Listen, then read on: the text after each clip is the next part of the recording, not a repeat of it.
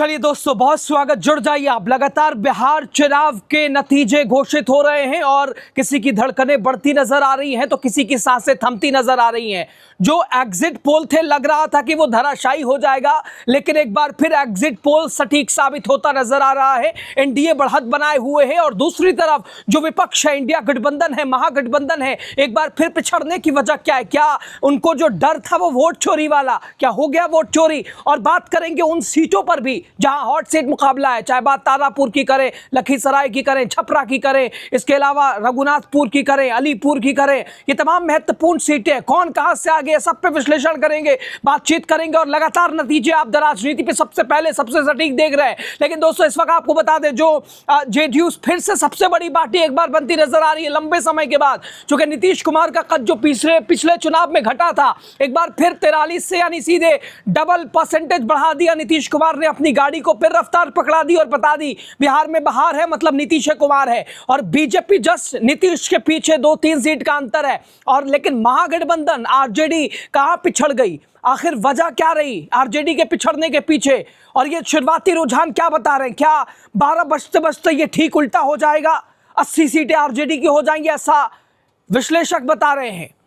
RJD की सीटें 80-90 हो सकती है, कांग्रेस भी 40 सीटें जीत सकता है, लेकिन भारतीय जनता पार्टी 40, ये कौन कह रहा है? सब बात करेंगे, सब बताएंगे आपको। चलिए दोस्तों, हमारे साथ हमारे वरिष्ठ सहयोगी मुचकुंद मिश्रा जी हैं। लगातार नजरें जमाए हुए हैं और आज से नहीं, 2 महीने से चुनाव पे काम कर रहे हैं। बिहार की खबरें, बिहार में क्या चल रहा है, इस बार हवाओं का रुख क्या है, समझते हैं। अभी तक के आंकड़े सर, लगभग समय देखा जाए तो 11 बजने वाले हैं। रुझान क्या बता रहे हैं?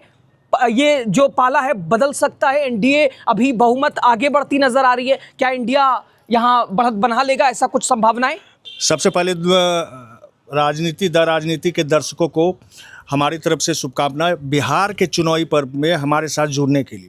तो यासूब, अभी जो स्थिति बनी हुई है 243 सीटों पर जो रुझान मिल रहे हैं, उसके अनुसार से जेडीयू को 82 सीटें, बीजेपी को 77, 35 आरजेडी को, और क्या बोलते हैं एलजेपीआर को जो है 21 सीटें 29 में 21 गजब। और कांग्रेस 7 सीटें, 61 में से 7 सीटें। सब जो आज के डेट में अगर मैं कहूँ इस रुझान के आधार पर तेजस्वी यादव पिछड़ रहे हैं, उसके लिए कहीं ना कहीं कांग्रेस जिम्मेदार है। पता नहीं कांग्रेस इसे किस तरह से लेती है। CPI-ML माले जो है वो, उनका भी परफॉर्मेंस उस अनुसार से नहीं रहा, जितने सीटें मिली उस तरह से नहीं रहा। उनको 4 सीटें मिली हुई है और इधर देखो 6 सीटें जो मिली हुई थी हम्स को, उसने 4 सीटें, 6 में 4, हाँ 4 सीटें, 6 या शायद 5 होगा। कांग्रेस के पिछड़ने की वजह क्या रही सर? पिछला चुनाव भी तेजस्वी यादव ने साफ कहा कि कांग्रेस पिछड़ गई, वरना चुनाव अपने पक्ष में था। इस बार भी कांग्रेस जिम्मेदार? यासूब, ऐसा है ना कि कांग्रेस में राहुल गांधी ही सब कुछ तो कर नहीं सकते हैं ना।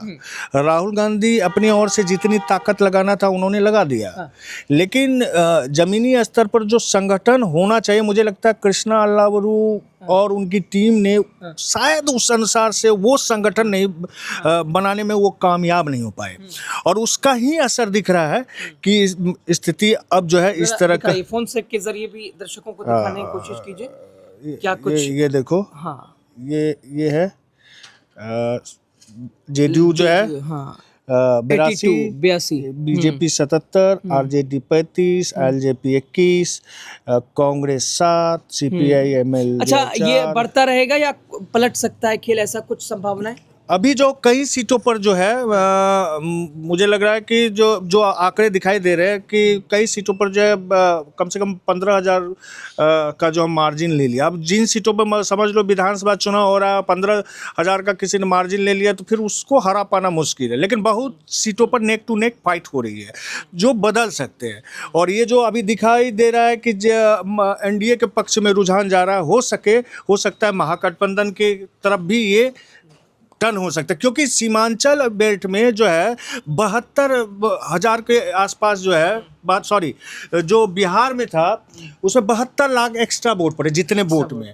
तो अब ये वोट किसके तरफ गया, ये भी अपने आप में सवाल है। हालांकि तेजस्वी यादव कहते हैं कि ये जो वोट पड़ा है ये परिवर्तन के लिए पड़ा है, और एनडीए की ओर से कहा जा रहा है ये बचाव के लिए बना गया पड़ा है, लेकिन जहाँ तक मुझे लगता है ये जो है कंसोलिडेट हो गया है। जब सीमांचल पर, जब मैं, चूँकि मैं सीमांचल इलाके से आने वाला हूँ, तो वहाँ की जो स्थिति दिख रही है यासूब, वहाँ पर जो एक बीजेपी जो चाहती थी ना ध्रुवीकरण वाली स्थिति लाए, वो शायद हुआ है। एक पहले कहा जाता था कि मुस्लिम वोट जो एक साथ होकर वोट देने के लिए जाते हैं, इस बार ऐसा लग रहा है कि ये जो वोटों में इजाफा, वोट परसेंटेज में इजाफा हुआ है, उसमें क्या हुआ है कि जो हिंदू वोट है, चाहे उसमें ईबीसी या इनको कहीं ना कहीं मुझे लगता है बीजेपी अपने प्रचार माध्यम के जरिए जो है ये समझाने का में कामयाब हो गई कि आप हिंदू आइडेंटिटी पर चलिए। एक चीज जरा और बताइए सर, चूंकि एक तो कॉन्फिडेंस इतना हाई था तेजस्वी राहुल का, क्या ये कॉन्फिडेंस था या ओवर कॉन्फिडेंस था? अभी भी जो महागठबंधन तेजस्वी राहुल के समर्थक हैं, क्या वो हिम्मत रखें? चूंकि खेल क्या बदल सकता है? आप अगर देखेंगे यासूब, तो एनडीए में क्या कर रहा था, एनडीए में सारे लोग परफॉर्मेंस कर रहे हैं, सबका परफॉर्मेंस देखो, बीजेपी कर रहे हैं, जेडीयू कर रही है, एलजेपीआर कर रहा है, हम कर रहे हैं, कुशवाहा की पार्टी कर रही है। लेकिन महागठबंधन में क्या हो रहा है, महागठबंधन में आरजेडी परफॉर्मेंस दे रही है, लेकिन बाकी सब पार्टी क्या कर रही है? वीआईपी का तो शून्य, डिप्टी सीएम बना दिया गया था, की घोषणा कर दी गई थी कि जो है मुकेश सहनी को डिप्टी सीएम बनाएंगे। मल्ला वोट कहाँ आया? जबकि उसी आबादी के तहत 17% आबादी जो है में से ज़्यादातर जो आरजेडी को वोट जाता है, उस आबादी में से कहाँ, मतलब किसी की घोषणा नहीं की उप मुख्यमंत्री पद के लिए। उसके बावजूद भी मल्ला वोट उनकी तरफ नहीं गया। वीआईपी का परफॉर्मेंस बहुत खराब रहा, अभी दिख रहा है रुझाने के अनुसार। आगे क्या होगा ये तो फिर बाद में पता चलेगा, लेकिन अभी की स्थिति जो दिख रही है उसमें तो वीआईपी को शून्य सीट मिला हुआ है, कहीं नामो निशान नहीं है। तो देखो अभी जो है, अब जरा सीट वाइज समझने का प्रयास करते। सबसे पहले चर्चित सीट किसका लिया जाए? खेसारी का। हाँ, खेसारी का लिया जाए। खेसारी का क्या हाल चाल है जरा बताइए। क्या वहां से छोटी कुमारी, जो कि बीजेपी, उनकी भी लोकप्रियता, बीजेपी बड़ा संगठन उससे है, लेकिन रेखा गुप्ता छपरा से उतरी, ये कहा जा रहा था कि मैदान खराब कर दिया उन्होंने, वो बीजेपी वोट बैंक को छिटका दिया उन्होंने, चूंकि वो पूर्व में बीजेपी की नेता रही हैं, वो मेयर रही हैं, तो उनकी वजह से ये फैक्टर एक तरह से खेसारी को फायदा पहुंचा देगा। यहाँ पर जो है देखो, छपरा वाली सीट पे जो है नेक टू नेक, मैं चाहता हूँ कि इस पर थोड़ा सा फोकस किया जाए। इसको एक सेकेंड दिखाइए।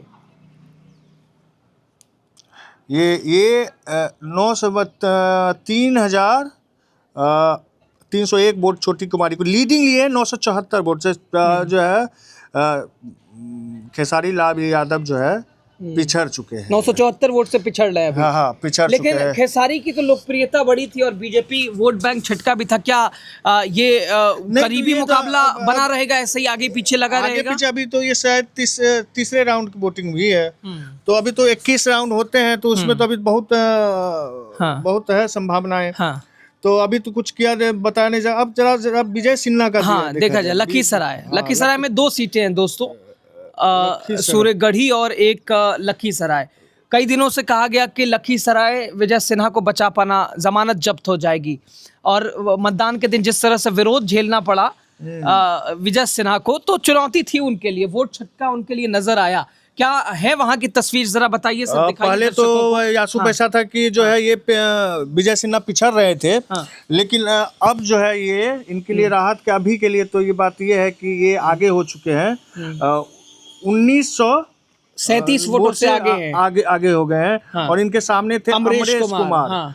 तो अमरेश कुमार जो है कांग्रेस से पीछे है। हाँ, तो अभी की स्थिति तो ये है। और विजय कुमार सिन्हा के बारे में अटकलें लग रही थी और ऐसा बताया जा रहा था इनके खिलाफ जो है एंटी इनकम्बेंसी फैक्टर काफी था, और इनका टसन भी रहा इस तरह से जो है वहाँ पर जो है लोग इनसे नाराज थे। लेकिन अभी इसमें तो ये दिख रहा है कि ये अभी आगे जा रहे हैं, ये रुझान है आगे। अच्छा, सम्राट चौधरी का क्या हाल चाल है? वो जो तारापुर सीट जो है उसका भी जरा निकालिए। सम्राट चौधरी भी पिछड़ते नजर आए शुरुआती रुझानों में। सम्राट चौधरी के सर्टिफिकेट विवाद, सम्राट चौधरी हर चुनाव में कई विवादों में घिरे, ये कारण बना। प्रशांत किशोर पीछे ही पड़ गए उनके। क्या फैक्टर वो काम किया, या भारतीय जनता पार्टी की विश्वसनीयता उन्होंने फिर कायम रखी है। देखिए तारापुर का क्या हालचाल है दोस्तों, लगातार रुझान आप तक पहुंच रहे हैं और आखिर इसके ऊपर भी अब चर्चाएं शुरू हो गई है, महागठबंधन के पिछड़ने की वजह क्या है और अभी भी ये खेल बदल सकता है। अभी भी जो सिचुएशन एनडीए की है वो महागठबंधन की हो सकती है। तारापुर की सिचुएशन ज़रा देखने की कोशिश कीजिए। और चूँकि सम्राट चौधरी लगातार विवादों में रहे दोस्तों, सम्राट चौधरी चूँकि इस बार चुनावी मैदान में थे, अपने पिता शकूरी चौधरी चूँकि वहाँ से उनके पिता जीतते रहे हैं, इस बार की क्या कहानी है दिखाइए। भी जो स्थिति वही है, नेक टू नेक फाइट चल रही है। मात्र जो है 1339 आगे दिखाइएगा, 1339 वोटों से आगे हैं और अरुण कुमार इनके सामने हैं। तो अभी जो है ये तीसरे राउंड का हुआ है, तीसरे राउंड है, कुल 30 राउंड होंगे यहाँ पर, 30 राउंड होंगे और तीसरे राउंड का रिजल्ट तो अभी 27 राउंड और बाकी है। ये मैं जो आपको दिखा रहा हूँ यासूब, ये चुनाव आयोग के जो ऑफिशियल वेबसाइट है उस पर जाकर आपको बता रहा हूँ, उसके अनुसार से है। अब सबसे अच्छी बात, अब सबसे देखने लायक बात जो है यासूब ये है कि हम लोग देखते हैं तेज प्रताप यादव के साथ क्या आ रहा है, महुआ सीट पर उसके साथ क्या है, क्योंकि महुआ में जो है क्या बोलते हैं, मुकेश रोशन थे, मुकेश रोशन थे और तेजस्वी यादव ने प्रचार भी किया था बाइक से।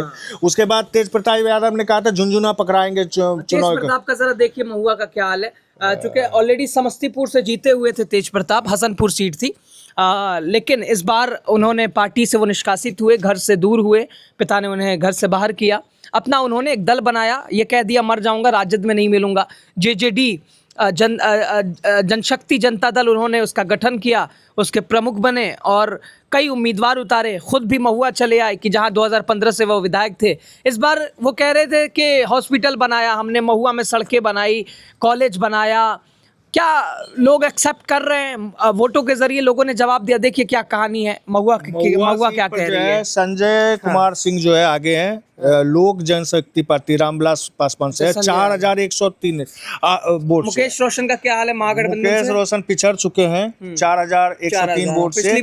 और यहाँ पर जरा इस पर फोकस करिएगा, तेज प्रताप यादव जो है चौथे नंबर पर है, महुआ सीट पर चौथे नंबर पर। मुश्किल है अब अपने आप को आगे कर पाना, अभी फिलहाल लगता है मुश्किल। अब इनका ये तो रेस से एक तरह से बाहर हो गए ना, लड़ाई यहाँ पर एलजेपी वर्सेज आरजेडी के बीच है और यहाँ रेस में ये कहीं पर भी दिख नहीं रहे। एक्चुअली में यासूब हुआ यूँ कि जो आरजेडी के वोटर थे उनका साफ कहना था कि तेज प्रताप यादव अगर आरजेडी से लड़ते तो उनको वोट मिलता, अलग लड़ने से कुछ फायदा नहीं है। नहीं तो उन्होंने शौक से थोड़ी नहीं लड़ा। अब जो हो स्थिति, लेकिन जनता मतदाता के माइंड को पर हो ना, मतदाता अगर किसी का बेस वोटर्स है तो उसका क्या होगा, उसकी स्थिति यही होगी ना कि भाई हमारे पास जो हमको जो है सत्ता तक हमारी सोच को पहुंचा सकता है उन्हीं को वोट देंगे ना। तो उसी के तहत तो आरजेडी के समर्थक या यादव समर्थक जो कहो, उन्होंने जो है आरजेडी को वोट दिया, इनको वोट दिया ही नहीं, इनके साथ गए ही नहीं और इसका परिणाम स्वरूप ये है कि ये चौथे नंबर पर पहुंच गए हैं। मिला जुला के दोस्तों कहानी बड़ी दिलचस्प है। लगातार सुबह से रुझान आ रहे हैं, आप तक पहुंच रहे हैं, लेकिन जो महागठबंधन के समर्थक हिम्मत रखें, खेल बदलने की संभावना है।